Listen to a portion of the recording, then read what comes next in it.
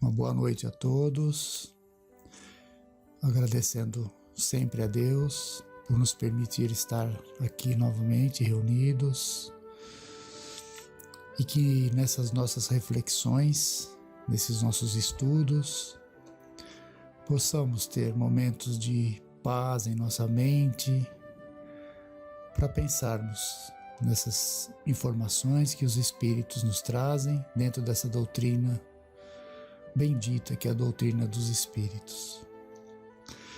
E no tema de hoje, nós veremos dentro das nossas reflexões do Livro dos Espíritos, na parte 3ª, capítulo 12, que fala da perfeição moral. Na questão 919, com relação ao conhecimento de si mesmo.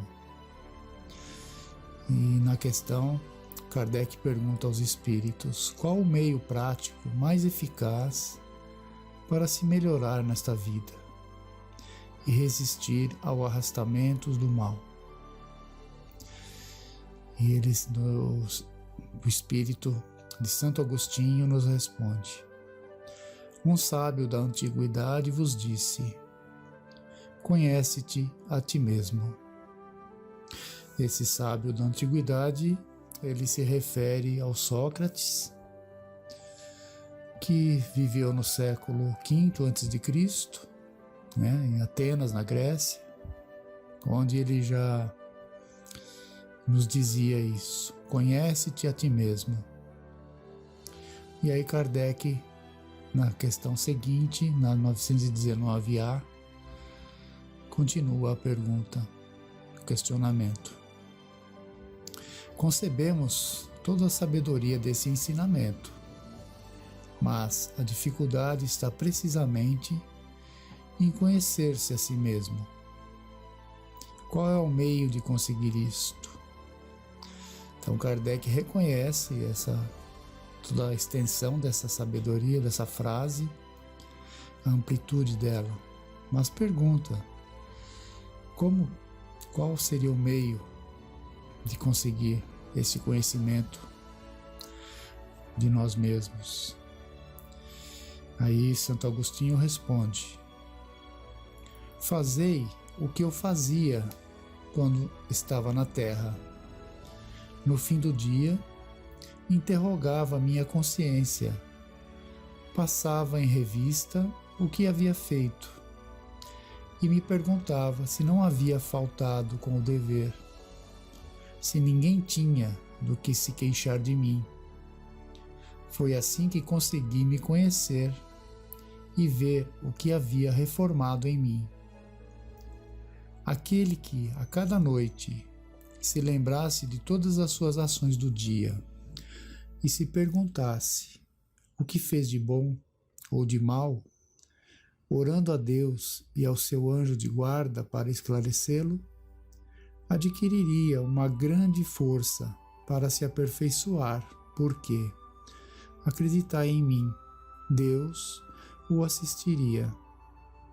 Interrogai-vos sobre essas questões e perguntai o que fizestes e com que objetivo agistes em determinada circunstância.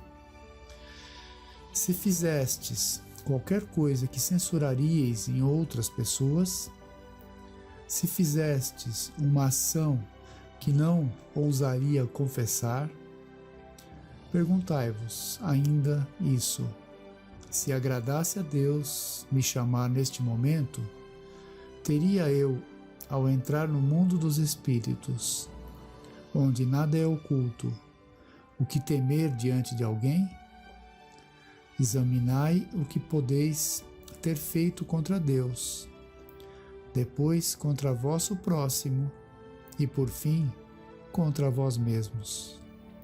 As respostas serão um repouso para a vossa consciência ou a indicação de um mal que é preciso curar.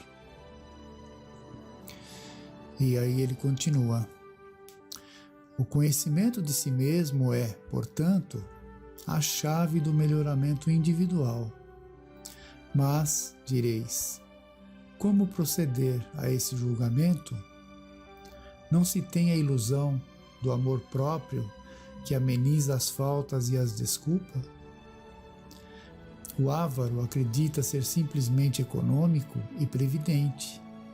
O orgulhoso acredita somente ter dignidade. Isso não deixa de ser verdade, mas tendes um meio de controle que não pode vos enganar. Quando estiverdes indecisos sobre o valor de uma de vossas ações, perguntai-vos: como a qualificareis se fosse feita por outra pessoa? Se a censurais nos outros, não poderá ser mais legítima em vós, porque Deus não tem duas medidas para a justiça. Procurai, assim, saber o que os outros pensam, e não negligencieis a opinião dos opositores, porque estes não têm nenhum interesse em dissimular a verdade, e muitas vezes Deus os coloca ao vosso lado como um espelho, para vos advertir com mais franqueza do que faria um amigo. Que aquele que tem a vontade séria de se melhorar, sonde sua consciência, a fim de arrancar de si as más tendências, como arranca as más ervas de seu jardim. Que faça o balanço de sua jornada moral, como o mercador faz a de suas perdas e lucros. E eu vos asseguro que isso resultará em seu benefício. Se puder dizer a si mesmo que seu dia foi bom, pode dormir em paz e esperar sem temor o despertar na outra vida. Submetei à análise questões claras e precisas, e não temeis multiplicá-las. Pode-se muito bem dedicar alguns minutos para conquistar uma felicidade eterna. Não trabalhais todos os dias visando ajuntar o que vos dê repouso na velhice? Esse repouso não é objeto de todos os vossos desejos. O objetivo que vos faz suportar fadigas e privações momentâneas? Pois bem, o que é esse repouso de alguns dias, perturbado pelas enfermidades do corpo, ao lado daquele que espera o homem de bem? Não vale a pena fazer algum esforço. Sei que muitos dizem que o presente é positivo e o futuro incerto. Portanto, eis aí, precisamente, o pensamento de que estamos encarregados de destruir em vós, porque desejamos que compreendais esse futuro de maneira que não possa deixar nenhuma dúvida na vossa alma. Eis porque chamamos inicialmente vossa atenção para os fenômenos que impressionavam os vossos sentidos e depois vos demos as instruções que cada um está encarregado de divulgar. Foi com esse objetivo que ditamos o Livro dos Espíritos. Então aqui está a resposta completa de Santo Agostinho para essa questão, né? Qual é o meio de conseguir o nosso conhecimento íntimo, a nossa voltarmos para nós mesmos.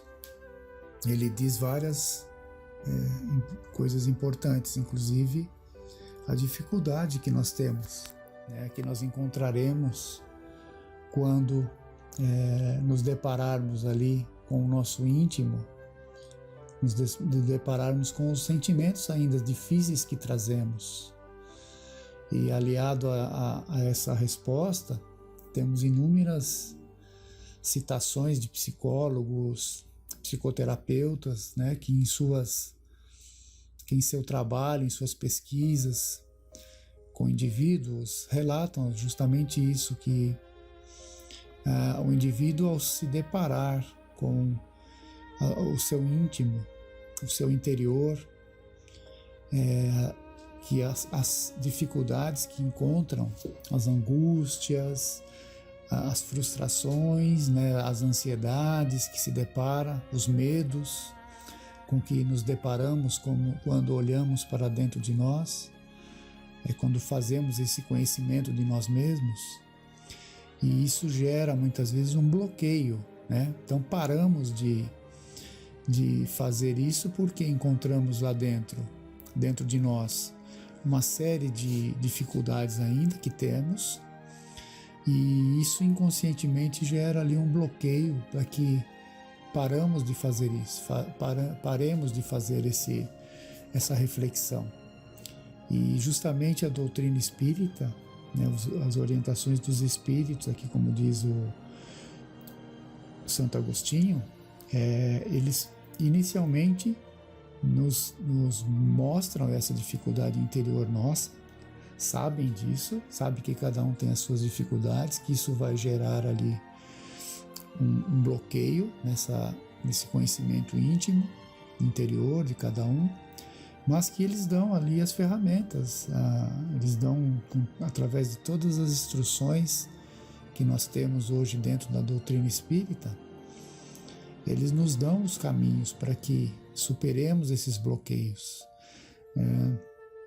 essas necessidades atuais, nesse momento em que passamos de isolamento social, em que cada indivíduo dentro de seus lares, dentro das suas quebras de rotina que temos, e temos que forçosamente ali encontrar ali meios de reflexões, alternativas de ocupar no nosso tempo de forma útil, e inevitavelmente vamos nos deparar com as nossas dificuldades, com as nossas angústias, mas aí temos que ter esse suporte, essa força da nossa compreensão, que ainda somos espíritos em aprendizado, espíritos em fase de progresso, caminhando aí para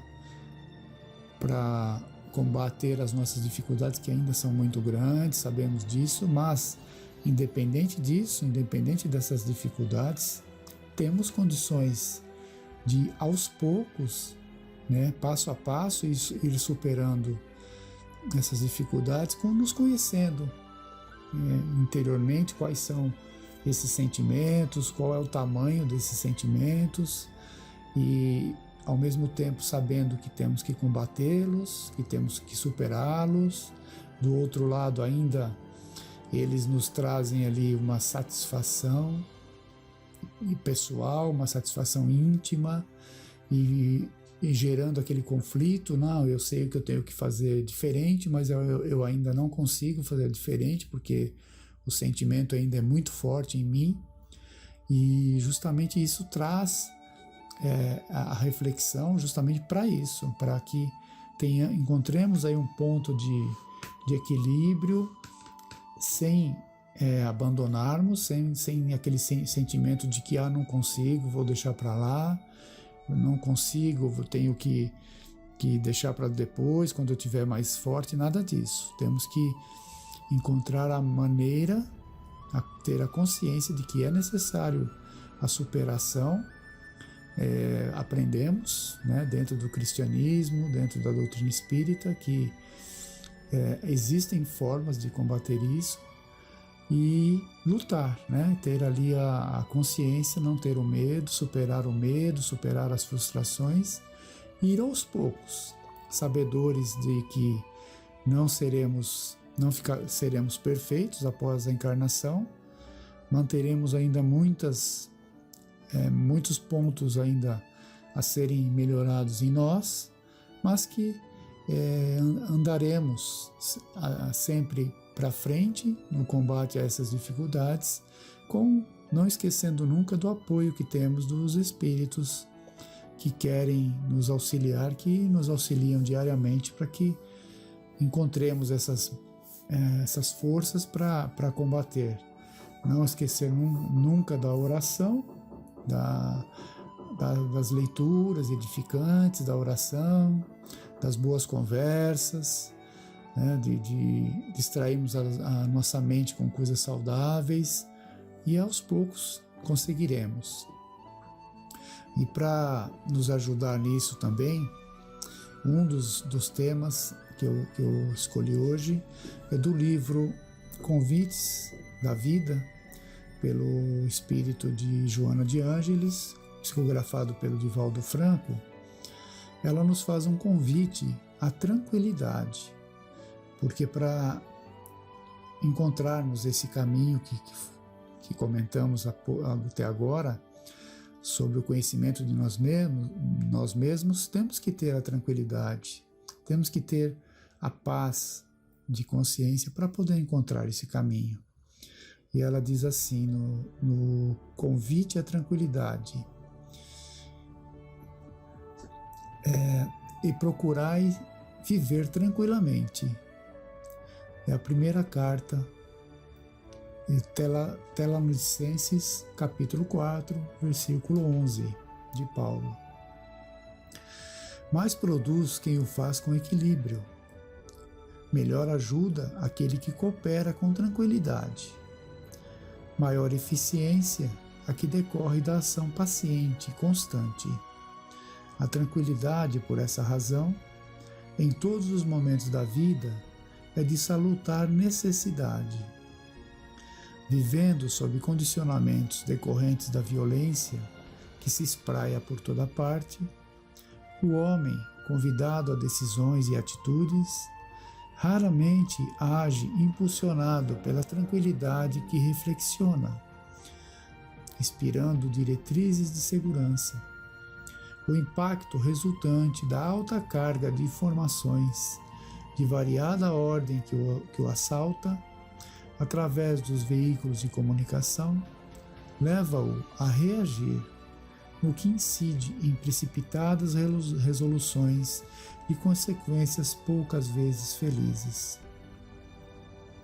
Acoimado por necessidades imediatas, no imenso campo das competições, a revelia da vontade exaspera-se por nonadas, quer dizer, por mixarias, por ninharias, intoxicando-se em regime de demorado curso, até a exaustão ou desequilíbrio total na rampa da alucinação.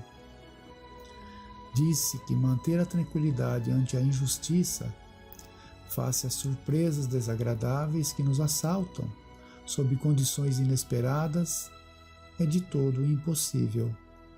Não é verdade, porém, mister bem se depreende. Facultar condições para que se vicejem as expressões da paciência no coração e na mente, em perene tranquilidade. Para esse desiderato, deve o homem confiar em Deus plenamente, entregando-lhe a vida e deixando-se conduzir.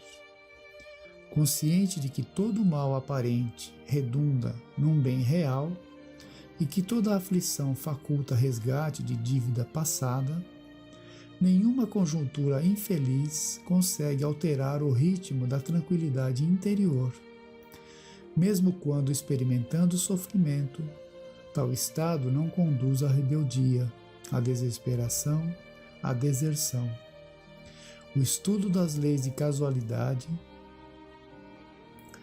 a que se refere a doutrina espírita, a pouco e pouco esclarece o entendimento humano, consolidando convicções em torno da divina justiça, que estabelece as linhas do destino e da vida de modo a felicitar o espírito na jornada evolutiva.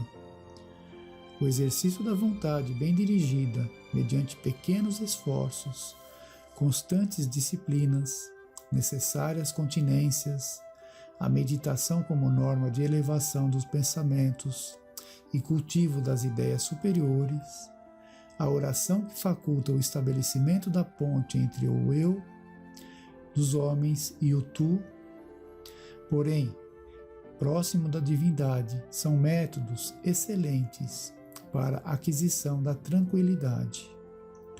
Em qualquer situação, mantenha a tranquilidade e não te desesperes. Muitas vezes, parece que o auxílio divino te chegará tardiamente. Logo após, fazendo a revisão das ocorrências, constatarás que o socorro celeste sempre chega 10 minutos antes da hora grave, resolvendo o problema. Persevera, pois, em sua tranquilidade sempre. Então vemos aqui no texto da Joana de Ângeles quantas vezes, ela repetiu a palavra tranquilidade, que ali fazendo um link com o tema anterior do Livro dos Espíritos, da resposta de Santo Agostinho, é o principal para podermos ter ali a nossa reflexão, a nossa atitude em nosso próprio benefício, para podermos conviver com todas essas situações que nos deparamos. Como ela diz aqui no texto, o impacto que temos hoje na alta carga de informações, de diversos tipos dos veículos de comunicação, principalmente no momento de isolamento que nós estamos, temos que ter essa tranquilidade de refletir tudo isso, do que tudo isso vai nos trazer aí no futuro próximo de benefício, estudando as leis de causa e efeito, que ela menciona também, para entendermos, toda essa situação, a necessidade de tudo que nós passamos. O exercício da vontade, pequenos esforços, ela menciona, pequenos esforços diários, mas esforços disciplinados, necessários, meditação, pensamentos do bem, de ordem superior, a oração, como já dissemos, a oração que nos liga aí com os nossos benfeitores espirituais, que nos ligam com Deus. Tudo isso vai nos trazer essa tranquilidade necessária para que superemos esses momentos aí tão difíceis para a humanidade, Então que tenhamos essa condição de refletir em todos esses ensinamentos, relermos todas essas páginas que nos são trazidas em nosso íntimo, em nossa paz interior, que possamos encontrar essa tranquilidade e superando as dificuldades pouco a pouco, não nos entregando aos medos, não nos entregando às angústias, às descrenças, não abandonarmos tudo aquilo que já conquistamos. Isso é importante, porque termos essa tranquilidade e sabermos que ainda somos seres inferiores, sim, mas já estamos num caminho de melhoria, já estamos tentando, pelo menos com a nossa vontade, com um pouco dessa vontade, superar aí as nossas dificuldades, entendê-las e compartilhá-las com aqueles que nos cercam, aqueles que nos observam, aqueles que nos apoiam também. Então ficamos por aqui, que Deus possa nos amparar sempre, que esses espíritos amigos estejam sempre nos orientando, nos trazendo essas mensagens que nos farão encontrar ali a tranquilidade e o caminho do acerto. Vamos fazer a nossa prece de encerramento, agradecendo a Deus por tudo. Pai nosso que estais nos céus, santificado seja o vosso nome. Venha a nós o vosso reino, seja feita a vossa vontade, assim na terra como no céu. O pão nosso de cada dia nos dai hoje. Perdoa, Pai, as nossas dívidas, à medida em que perdoarmos os nossos devedores. Não nos deixeis cairmos em tentações e livra-nos de todo mal. Que assim seja, graças a Deus e a Jesus. Fiquem todos em paz.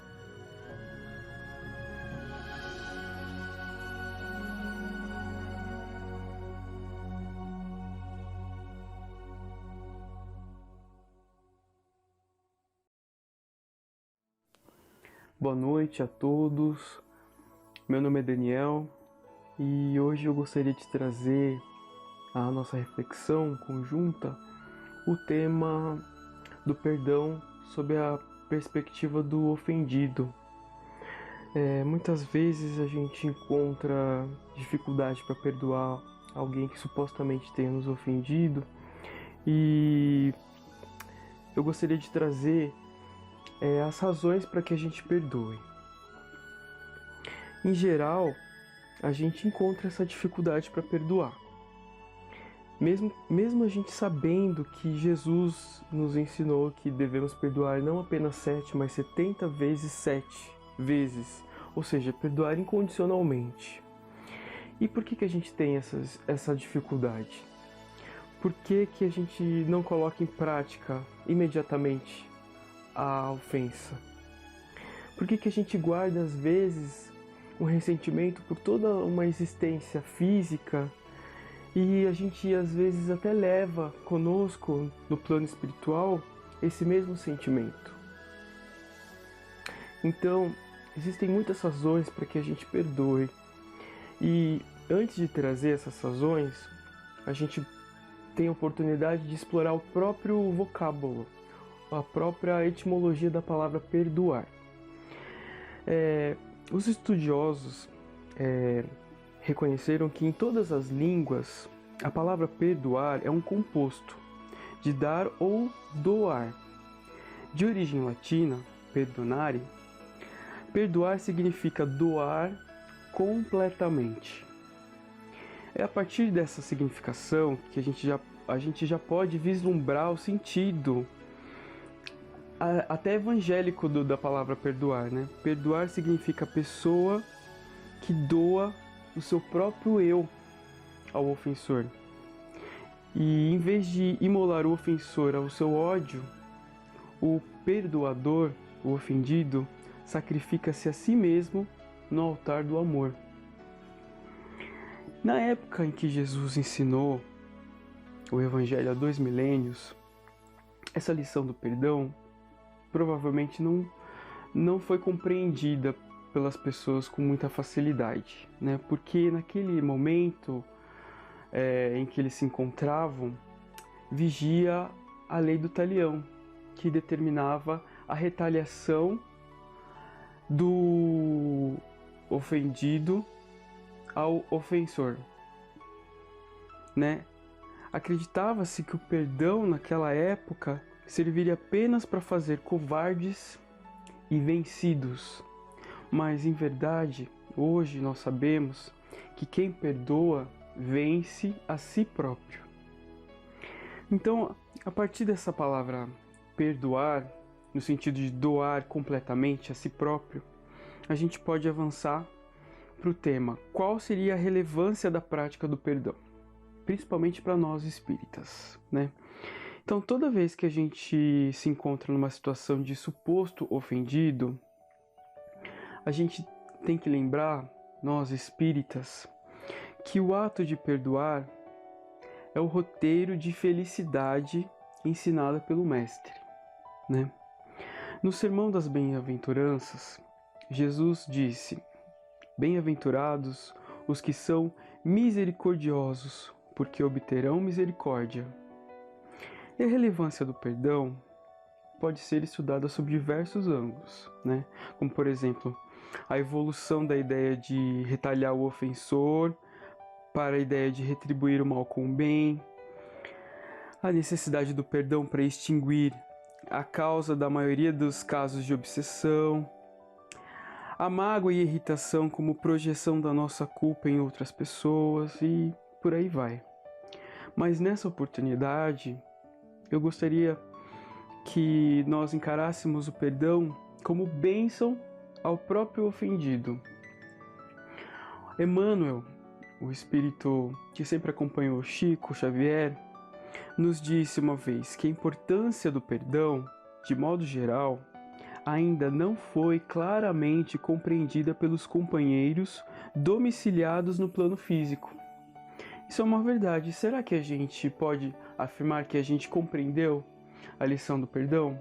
Que não basta a gente aprender na teoria, a gente tem que colocar em prática. Então, se a gente tem dificuldade em colocar em prática, é porque a gente realmente não aprendeu. E tem uma comparação muito interessante que Emmanuel faz. Ao comparar o espírito encarnado com o inquilino do corpo em que reside transitoriamente, Emmanuel comenta que os acessos de amargura e de ressentimento corresponderiam à depradação da própria moradia em prejuízo próprio. Tais sentimentos equivaleriam a martelar estruturas da sua própria casa, o que daria início a muitas das moléstias obscuras. Olha que imagem interessante, você destrói sua própria casa com marteladas. É isso que a gente faz quando a gente guarda ressentimento de uma ofensa. E isso acaba acarretando doenças que às vezes não sabemos identificar, né?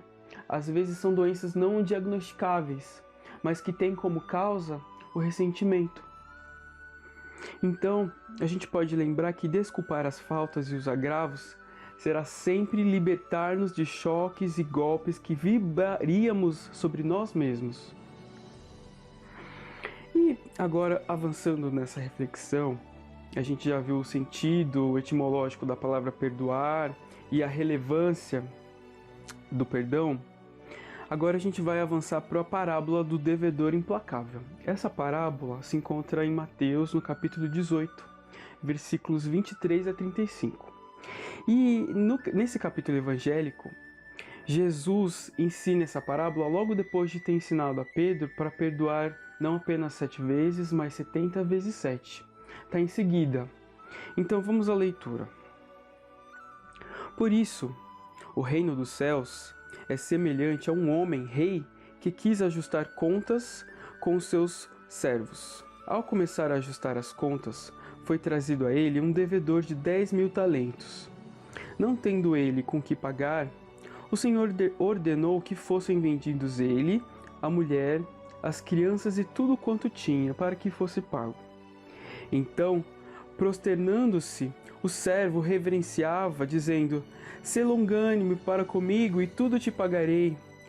O senhor servo, compadecendo-se, liberou e perdoou-lhe a dívida. Saindo, porém, aquele servo, encontrou um dos seus conservos que lhe devia 100 denários, e agarrando-o, estrangulava, dizendo: "Paga, se algo me deves." Assim, prosternando-se, o seu conservo rogava-lhe, dizendo: "Sê longânime para comigo e te pagarei." Ele, porém, não queria, mas saiu e lançou-o na prisão até que pagasse o que estava devendo. Vendo, pois, os seus conservos o que acontecera, entristeceram-se muitos e vieram relatar ao seu senhor tudo o que acontecera. Então, o seu senhor, convocando-o, lhe disse: "Servo mau, perdoei-te toda aquela dívida quanto me rogaste. Não devias tu, igualmente, ter misericórdia do teu conservo, como eu também tive misericórdia de ti?" E irando-se, o seu senhor o entregou aos carcereiros até que pagasse tudo o que estava devendo. Assim vos fará meu Pai, que estás nos céus, se não perdoardes de coração cada um a seu irmão. Essa é a parábola que Jesus nos ensinou, né, que é conhecida como devedor implacável. Muitas vezes também é conhecida como credor incompassível. Essa parábola ilustra também a frase contida na oração do Pai Nosso: "Perdoai as nossas dívidas, assim como perdoamos aos nossos devedores." Existe uma relação. Nós seremos perdoados na exata medida em que perdoamos os nossos devedores, os nossos supostos devedores, os nossos supostos ofensores. E essa parábola nos ensina o seguinte, que se a gente não for capaz de perdoar aquele que nos ofendem ou prejudicam, também não seremos perdoados. E é muito fácil a gente achar que nós somos credores, mas na verdade, muitas vezes somos nós os ofensores. Então, mais uma razão para perdoar. E toda vez que a gente tenta perdoar e encontra uma dificuldade, a gente sempre deve retomar os exemplos de Jesus, né? A sublimidade do perdão exemplificado por Jesus ocorreu no Gólgota, Gólgota significa caveira. Era o lugar onde eles crucificavam os criminosos. E esse perdão exemplificado por Jesus nesse momento ocorreu na crucificação. No ápice da dor, bradou Jesus: perdoa-os, meu Pai, eles não sabem o que fazem. E toda essa orquestração de dor, naquele momento, converteu-se em uma musicalidade de esperança e amor, que ecoa desde aquele momento até hoje e ecoará para sempre em todos os nossos corações, em todas as gerações. Essa musicalidade reverbera e precisa ser colocada em prática por nós. Mas não é só. A espiritualidade também nos revela que o perdão de Jesus, após o seu desencarne na cruz, se estendeu imediatamente a seu discípulo Judas. Foi o Divino Mestre a sombra abismal a fim de aliviar a imensa dor de Judas, a quem considerava como amigo. Né? E esse capítulo do alívio que Jesus quis dar a Judas no abismo das sombras, né, por conta do suicídio, está relatado em diversos livros. Um deles está relatado pela própria Maria Dolores no livro Coração e Vida. E avançando nesse tema que é tão bonito, a gente pode refletir por que então a gente tem tanta dificuldade em perdoar. Por quê? Temos dificuldade de perdoar porque o ressentimento é fruto do orgulho. Todo aquele que não admite a admoestação ou deixa-se ferir, ressentindo-se, está envenenado pelo orgulho, intoxicado pela presunção. A gente sabe que os espíritos superiores, os espíritos perfeitos, eles não se ofendem, porque eles não são vulneráveis às suscetibilidades que acontecem com as palavras, com os gestos. Eles têm compaixão. Eles já se desmaterializaram, eles já perderam todo o orgulho, toda a vaidade, todo o egoísmo. E é por isso que nós temos dificuldades, porque nós guardamos ainda esses vícios. O orgulho, a gente pode considerar que não admite que o ressentido se sinta enganado, né? Nos seus conflitos, o ressentido adota uma postura e acredita que essa postura até lhe faz bem, porque o torna o mártir, né? Então, se eu preservar essa condição de credor e me sentir ofendido, é como se eu estivesse resguardando uma honra, uma suposta honra. Mas não é isso, na verdade, né? A espiritualidade, ela nos exorta à vigilância e à humildade. Quem nos exorta, nesse caso específico, é a Joana de Ângeles no livro Jesus e Vida, num capítulo específico chamado O Ressentimento.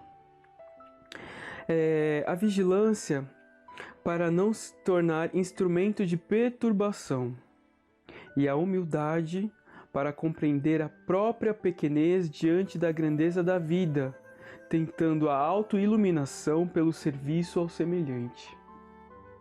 Então, temos dificuldade de perdoar porque temos orgulho, né? E para que possamos perdoar, precisamos ser vigilantes e humildes.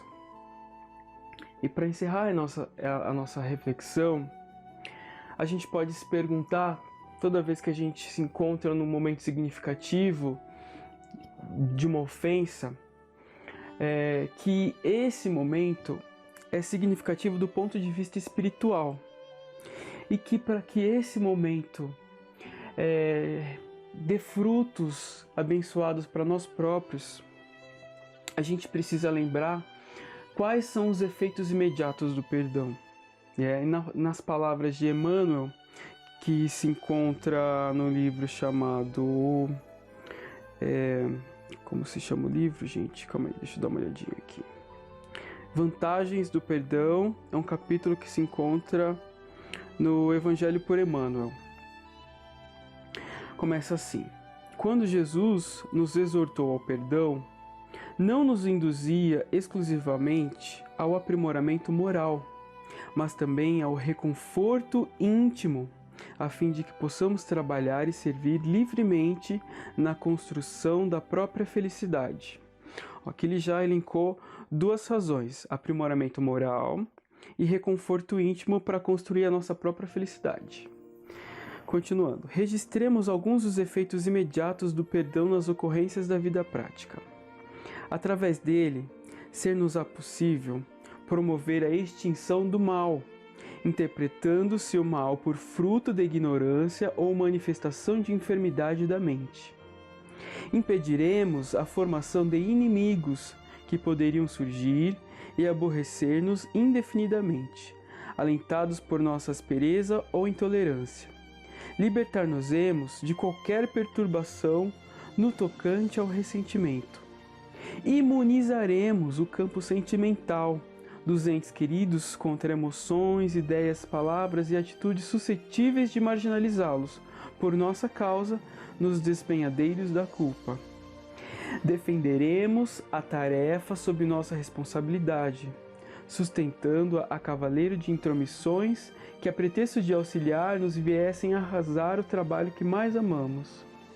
Impeliremos o agressor a refletir seriamente na impropriedade da violência e adquiriremos a simpatia de quantos nos observem, levando-os a admitir a existência da fraternidade em cujo poder dizemos acreditar. Quantos perdoem golpes, injúrias, agravos e perseguições, apagam incêndios de ódio ou extinguem focos de delinquência no próprio nascedouro, amparando legiões de criatura contra o desequilíbrio e resguardando a si mesmos contra a influência das trevas. Perdão pode ser comparado à luz que o ofendido acende no caminho do ofensor. Por isso mesmo, perdoar em qualquer situação será sempre colaborar na vitória do amor, em apoio de nossa própria libertação para a vida imperecível. É por isso que o perdão está associado ao amor, né? E o amor tudo vence. O amor dissolve o mal. Não dissolve o mal apenas no ofensor, dissolve o mal dentro do ofendido. Nos previne de moléstias, nos imuniza, nos resguarda do desequilíbrio e de muitas dores, e ajuda a construir a nossa felicidade. De todos esses efeitos imediatos aqui, que Emmanuel elencou, todos são importantes, né? Mas ele fala assim, promover a extinção do mal, né? E nós precisamos extinguir o mal para que regeneremos-nos e que possamos contribuir com essa regeneração do planeta. Então, nós espíritas e todos os cristãos de todas as religiões precisamos perdoar para que possamos ser chamados de cristãos. Temos mais responsabilidade ainda, né? Por aprendermos essa doutrina esclarecedora que ensina que o perdão não é só uma bênção ao próximo, mas é uma bênção ao próprio ofendido. E toda vez que a gente se sentir muito ofendido, reflita: qual é a parcela do que está sendo ofendido tem em relação com o seu orgulho, né? Então, que possamos aproveitar todos esses frutos dessas lições da espiritualidade, dos ensinamentos de Jesus, e agradecemos essa oportunidade que estamos e nos encontramos. E não nos deixe, Jesus, cairmos nas nossas próprias fraquezas, né? Que possamos, Jesus, sempre lembrar da sua sublime lição e colocar em prática o perdão e não deixar o perdão para a última hora, para a derradeira hora, porque às vezes não nos é possível, não temos oportunidade no derradeiro momento da nossa vida corpórea. Então, enquanto tivermos oportunidade nessa existência, perdoemos. e apenas faremos o bem a nós mesmos. Nós não estaremos fazendo caridade, benevolência apenas ao próximo. Nós estaremos nos auto-iluminando. E com essas reflexões, pedimos a Deus o amparo divino para que mantenhamos a nossa saúde mental e física, nosso equilíbrio, para que todos nós consigamos colocar em prática esse roteiro de felicidade. E vamos encerrar com a oração do Pai Nosso. Pai nosso que estais no céu, santificado seja o vosso nome. Venha a nós o vosso reino. Seja feita a vossa vontade, assim na terra como no céu. O pão nosso de cada dia nos dai hoje. Perdoai as nossas dívidas, à medida em que perdoamos aos nossos devedores. Não nos deixeis cair em tentação, mas livrai-nos do mal. Que assim seja, Pai. Graças a Deus e a Jesus. Que Deus abençoe a todos. Muito obrigado.